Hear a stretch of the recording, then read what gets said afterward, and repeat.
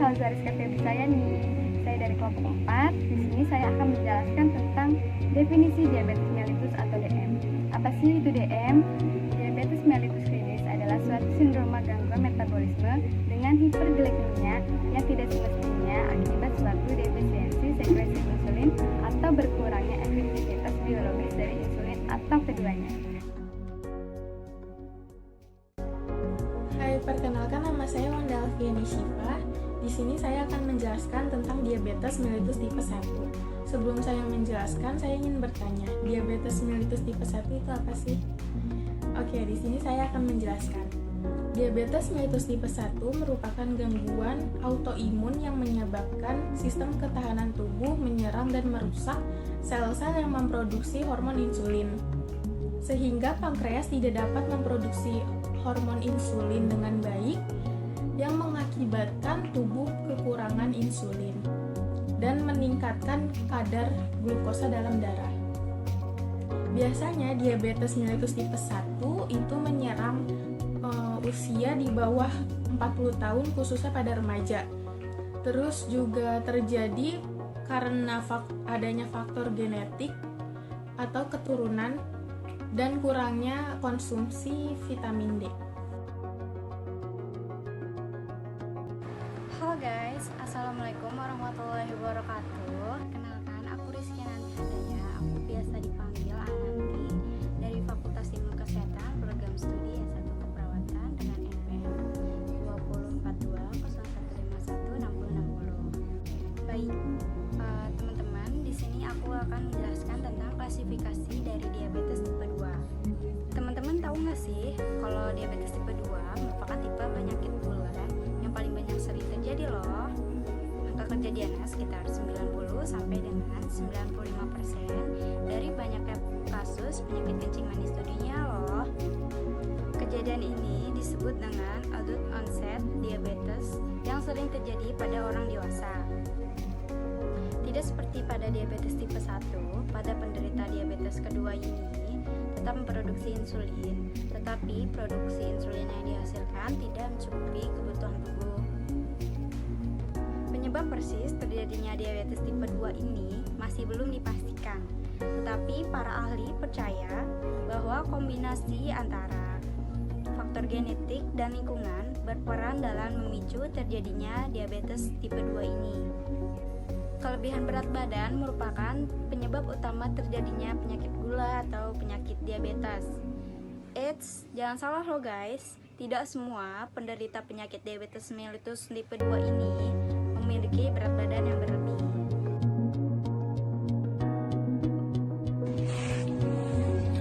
Penyebab utama diabetes itu adanya gangguan dalam tubuh yang tidak mampu menggunakan glukosa darah ke dalam sel, sehingga menjadikan glukosa menumpuk dalam darah.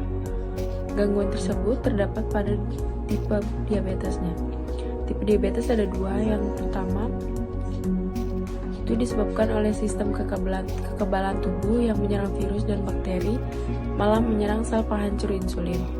Hal ini membuat tubuh kekurangan, bahkan tidak bisa memproduksi insulin. Padahal insulin itu berperan untuk mengubah gula menjadi energi. Karena tidak adanya insulin, terjadilah penumpukan gula dalam darah. Diabetes tipe 2, tubuh dapat memproduksi insulin dengan normal. Namun insulin yang ada tidak digunakan dengan normal. Hal ini juga dapat disebut dengan resistensi insulin. Baik, saya Sinta Prihatini. Saya di sini akan menjelaskan tentang siapa saja yang beresiko tinggi terkena diabetes mellitus. Ini yang pertama, mereka yang berasal dari keluarga penyandang diabetes mellitus. Tanyakan pada keluarga Anda, ayah ibu Anda, apakah mereka pernah mengalami penyakit diabetes mellitus ini. Jika iya, risiko yang bisa Anda hadapi yaitu sekitar 80%. Anda bisa terkena penyakit diabetes mellitus. Yang kedua adalah pengidap obesitas. Mengapa demikian? Diabetes dan obesitas ini memiliki kaitan erat karena biasanya mereka yang memiliki masalah obesitas pasti juga memiliki risiko yang lebih tinggi terkena penyakit diabetes mellitus. Akan tetapi bukan karena mereka yang memiliki masalah berat badan bisa tidak memungkinkan untuk ada penyakit diabetes mellitus ini. Itulah alasan kenapa kita harus mencegah penyakit diabetes ini sedini mungkin. Oke, yang ketiga adalah orang-orang yang berusia 45 tahun ke atas. Mengapa demikian? Bukan menjadi rahasia umum lagi. Semakin bertambahnya usia, semakin tinggi pula kita memiliki gangguan kesehatan yang dialami oleh kita. Contohnya adalah penyakit diabetes mellitus ini. Orang-orang yang biasanya berusia 45 tahun ke atas memiliki resiko yang lebih tinggi terkena penyakit diabetes mellitus. Diabetes mellitus ini tidak mengenal batasan usia, baik usia muda maupun usia tua. Juga beresiko tinggi terkena penyakit diabetes mellitus. Jadi kita harus menjaga selalu pola makan kita dan harus menjaga pola hidup sehat. Hai, perkenalkan, nama saya Selvi Indri Astuti. Saya mahasiswa keperawatan dari Universitas Nasional. Di sini saya akan menjelaskan bagaimana tanda dan gejala orang yang mengalami diabetes. Yang pertama ada tanda dan gejala umum, yaitu sering merasa haus dan lapar. Yang kedua, bertambahnya frekuensi buang air kecil. Yang ketiga, luka sulit sembuh. Yang keempat, sering mengalami infeksi, seperti infeksi pada kulit, gusi, saluran kemih, dan vagina. Kemudian ada tanda dan gejala lainnya loh, yaitu seperti gatal-gatal, nyeri pada kaki, bibir kering, dan munculnya bercak hitam pada bagian tubuh. Apabila Anda mengalami tanda dan gejala tersebut, segera konsultasikan kepada dokter ya, dan jangan mendiagnosa sendiri, karena bisa jadi dapat membahayakan kesehatan tubuh. Saya Kavadi Prastianingrum. Apa saja sih perubahan gaya hidup atau pengobatan rumahan untuk mengatasi diabetes mellitus? Yang pertama adalah menjaga pola makan dan asupan gizi. Misalnya dengan mengganti asupan karbohidrat menjadi karbohidrat kompleks. Contohnya adalah nasi merah, kentang panggang, dan oatmeal. Yang kedua adalah rutin olahraga. Jenis olahraga yang bisa dilakukan adalah berjalan santai, berenang, jogging, dan bersepeda. Yang ketiga adalah menjaga kualitas tidur. Orang yang memiliki kebiasaan tidur kurang dari 6 jam setiap malam berisiko 4 kali lebih besar mengalami prediabetes karena dapat menyebabkan resistensi insulin dan gula darah dapat melonjak di atas normal. Yang keempat adalah rajin cek gula darah. Harus selalu memantau kadar gula darah untuk memastikan kondisi tubuh dan mencegah serangan atau komplikasi muncul secara tiba-tiba. Yang kelima adalah minum obat. Pastikan untuk rutin mengonsumsi obat dan dapatkan suntikan insulin jika dibutuhkan.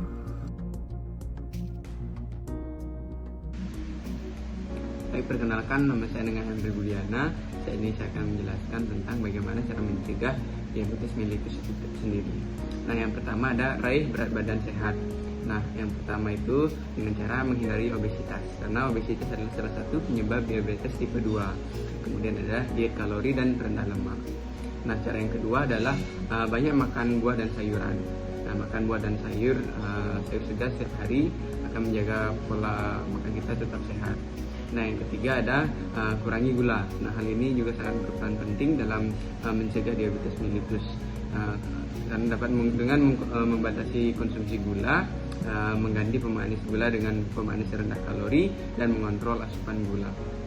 Yang terakhir ada aktif berolahraga. Nah, berolahraga minimal 30 menit sehari 3-5 kali dalam seminggu untuk menjaga berat badan ideal dan juga mengurangi risiko terkena diabetes.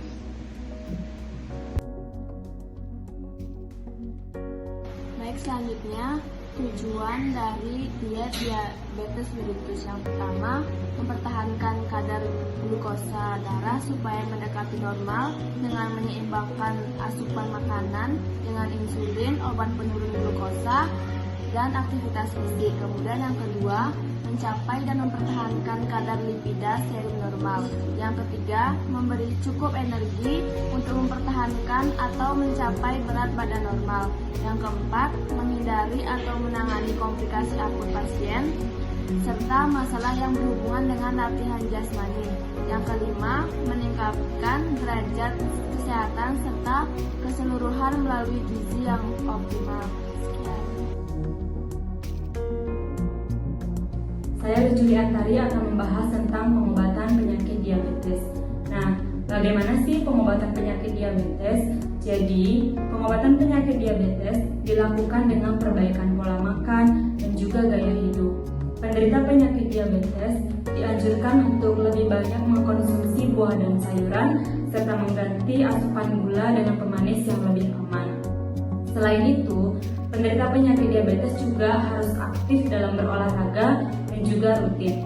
Untuk pengobatannya, tentu saja disertai dengan obat-obatan yang telah diresepkan oleh dokter. Dan untuk kasus tingkat yang lebih lanjut biasanya disertai dengan tindakan medis lainnya. Seluruh pengobatan penyakit diabetes ini harus dalam anjuran dan juga dalam pantauan dokter spesialis penyakit dalam. Sehingga pasien tidak boleh melakukan diagnosa mandiri atau self-diagnose ataupun melakukan pengobatan secara mandiri tanpa berkonsultasi dengan dokter. Sekian, terima kasih.